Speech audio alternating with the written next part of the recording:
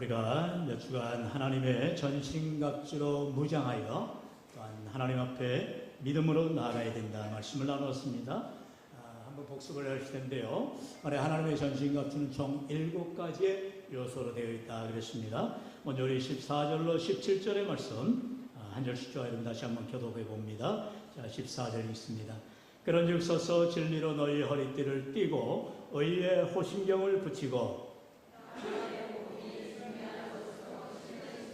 모든 것 위에 믿음의 방패를 가지고 이로써 능히 악한 자의 모든 불화살을 소멸하고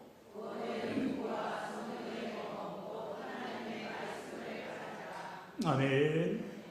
구체적으로 당시 로마의 군사는 전 세계에서 가장 강력한 군인을 상징하죠. 그래서 바울은 이제 우리가 십자가 군병이 되어서 영적 무장을 해야 되는데 바로 이러한 비유를 사용한 것이요. 로마 군사들이 무장하는 것처럼 우리가 하나님의 전신갑주로 무장을 해야 된다 말씀하고 있습니다.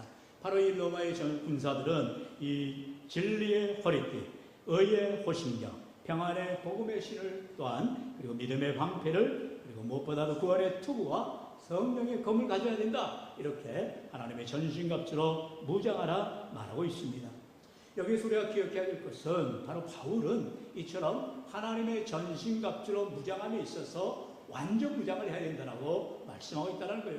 뭐는 하도 되고 아니도 되는 것이 아니라 이 모든 것을 다 갖추는 말 그대로 전신을 갑주로 갑옷으로 무장해야 된다 말하고 있습니다. 그리고 지난 시간에 하나님의 전신갑주로 무장하는 다음에 이제 영적 전쟁을 해야 되는데 그 동력, 에너지원이 뭐냐? 바로 기도와 강구다 그랬습니다. 우리 18절 같이 읽어볼까요? 시작. 모든 기도와 강구를 하되 항상 성령 안에서 기도하고 이를 위하여 깨어 구하기를 항상 힘쓰며 여러 성도를 위하여 구하라. 아멘.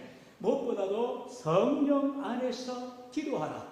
여러분, 우리가 기도할 때에 중구난방으로 기도하는 것이 아닙니다. 기도는 우리의 요청사항을 아뢰는 청구서가 아니에요. 하나님의 뜻에 순종하도록 우리가 마음을 모으는 것입니다. 그렇기 때문에 성령 안에서 기도하는 것입니다.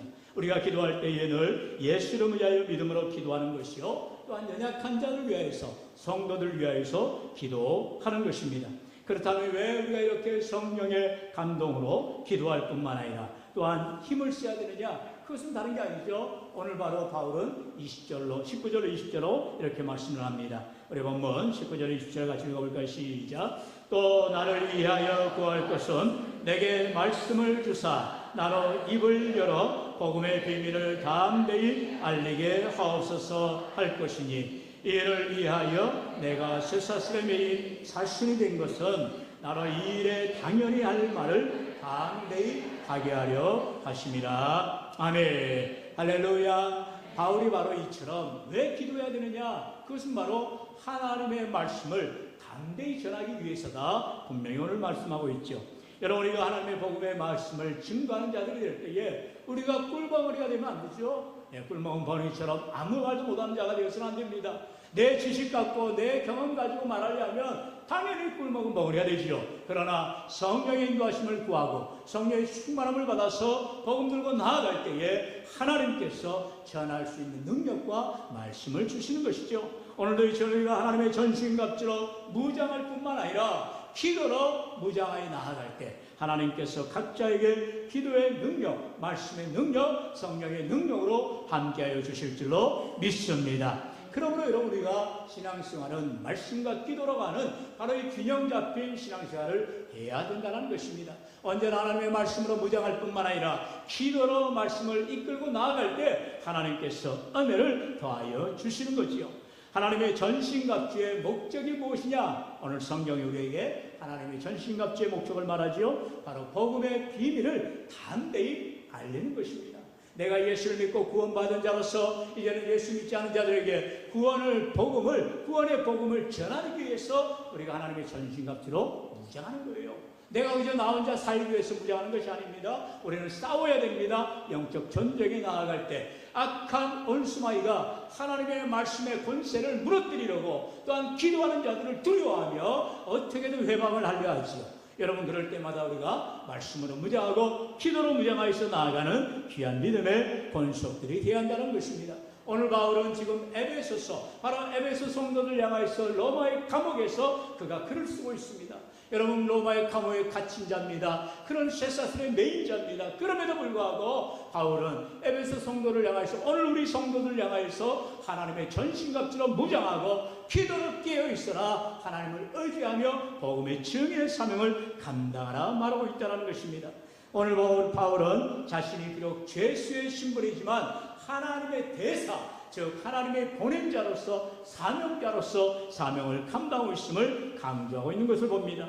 그렇기 때문에 악한 온수마이가, 비록 온수마이가 바울을 감옥에 갇히게 하고 쇠사슬로 묶게 하고 그의 모든 삶을 억할지라도 하나님을 향한 복음의 담대한 비밀을 전함에 있어서 바울은 전혀 흔들림 없음을 보게 됩니다.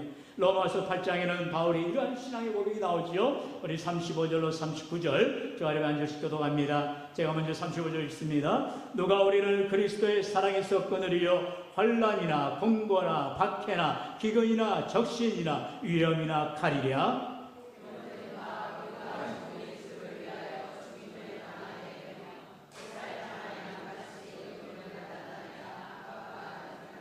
그러나 이 모든 일에 우리를 사랑하시는 이로 말미암아 우리가 넉넉히 이기느니라.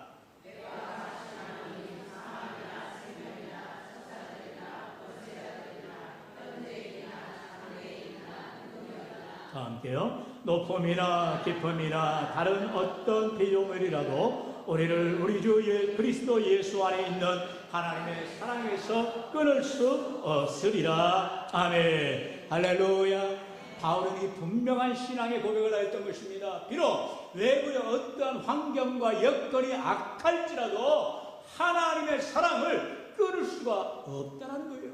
여러분 비록 바울이 목숨을 잃고 순교할지라도 하나님을 향한 믿음, 이 믿음은 변치 않는다는 것입니다. 오늘 우리에게 이런 믿음과 하나님을 향한 소망을 가지고 나아갈 때 우리 하나님께서 힘과 능력을 더하여 주실 줄로 믿습니다.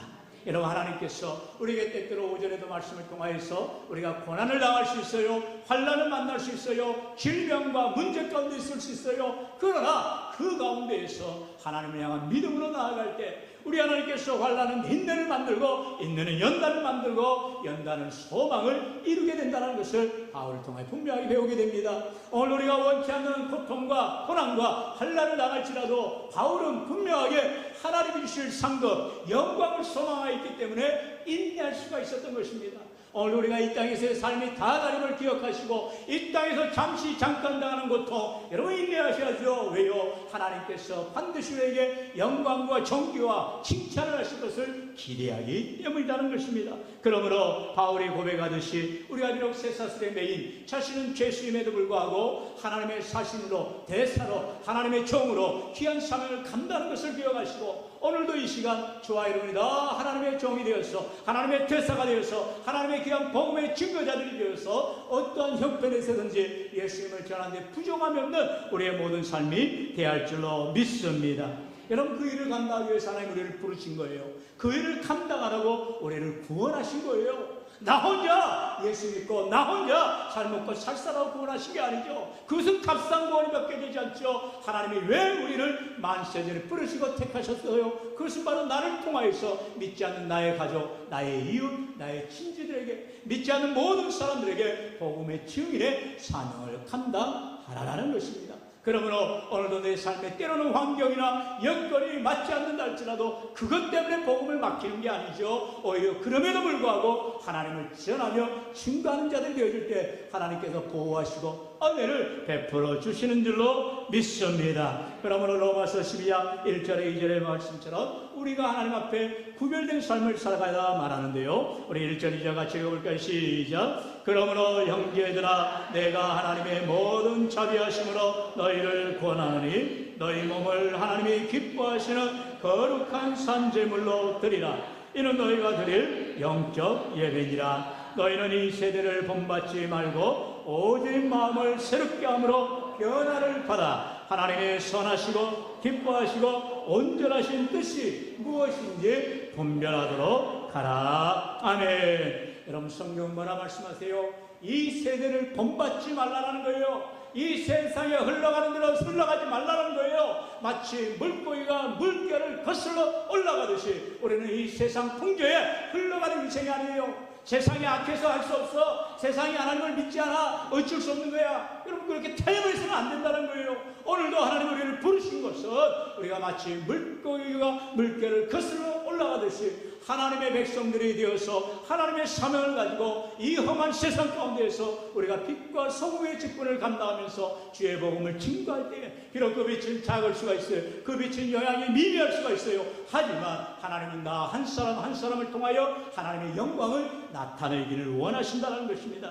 그러므로 우리는 마음을 새롭게 함으로 변화를 받아야 되는 것입니다. 날마다 하나님의 말씀으로 새로워지고 하나님의 은혜를 구하시고 우리가 충만해져서 하나님의 복음의 증인을 감당할 때 하나님 앞에 영광을 돌리는 우리 모든 믿음의 권속들이 될 줄로 믿습니다. 무엇보다도 무장을 해야 되는 거예요. 내가 앞으로 나아갈 때에 원수마귀가 조금만 공격해도 팩하고 쓰러지면 되겠습니까? 우리가 하나님의 전신갑죠. 바로 진리의 어리띠로 의의 신경으로 평안의 복음의 신으로 믿음의 방패로 구원의 통으로 무엇보다도 성령의 검 하나님의 말씀을 가지고 나아가야 되지 않겠어요? 오늘도 우리의 삶 가운데에 하나님이 주시는 이 평안함으로 또한 무장함으로 무엇보다도 기도함으로 나아갈 때 하나님께서 저와 여러분을 통하여서 믿음의 용사 되어지게 하시고 성령의 권능으로 함께 해주셔서 우리의 영혼들 악한 자들에게 놀바 되어지는 이런 영혼들을 구원하는 우리 모두가 되시기를 주의 이름으로 간절히 축원합니다. 축원합니다.